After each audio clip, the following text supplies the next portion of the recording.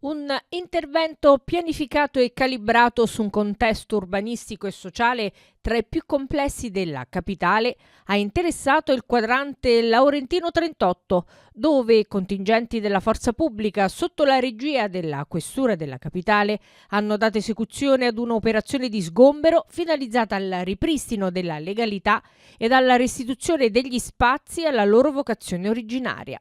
L'operazione, messa a punto dalla Questura di Roma sul piano tecnico operativo, ha visto in campo i contingenti della forza pubblica con il concorso degli enti a diverso titolo competenti, tra cui il personale sanitario dell'ASL Roma 2, operatori di AMA, tecnici ATER ed unità della sala operativa sociale di Roma Capitale per la gestione integrata dei profili di sicurezza igienico-sanitari e socioassistenziali. Sotto il coordinamento del dirigente del nono distretto esposizione si è proceduto ad una cinturazione dell'area con l'istituzione di varchi di accesso controllati, funzionali alla perimetrazione dei lotti interessati ed alla regolazione dei flussi, con il concorso della Polizia Locale di Roma Capitale, garantendo l'ordinaria vivibilità della zona a beneficio dei residenti e degli operatori commerciali.